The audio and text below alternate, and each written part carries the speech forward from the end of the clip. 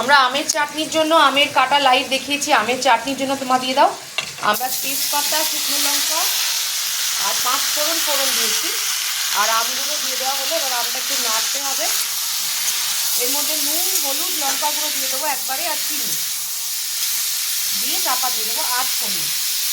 মা তুমি দিতে থাকো, তাহলে আমার ক্যাপচার করতে সুবিধা হবে। আর হলুদ দেবো, কতটা দেবো দেখবি। হ্যাঁ দাও, ওই অল্প করে দাও, জাস্ট কালারের জন্য, গন্ধ যাতে হলুদের আবার না বেরোয়।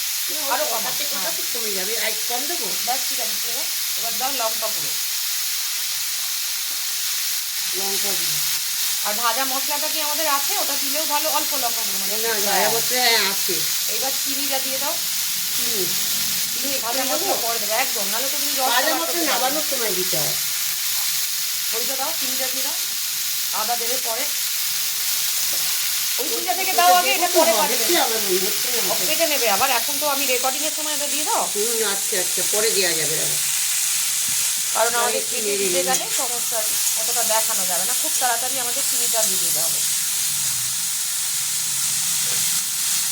বেশি বড় হয়ে গেলে না রিল আপলোড করতে সমস্যা হয়,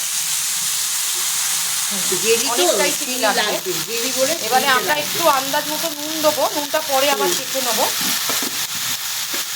দিয়ে এখন আমি এটা চাপা দিয়ে দেবো। এটা হচ্ছে খুবই অল্প, বেশি নুন কিন্তু ভালো লাগবে না। হ্যাঁ ব্যাস, এবার তুমি চাপা দিয়ে দাও, নাড়িয়ে নাও ভালো করে।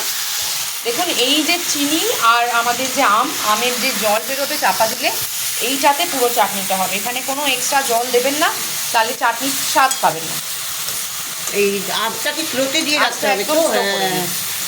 আর এই যে চিনিটা কি বলে, ক্যারামেলাইজ হবে। হ্যাঁ, চিনিটা ক্যারামেলাইজ হবে, সেটা আগে দিতে পারে, এখানে না হলেও অসুবিধা নেই।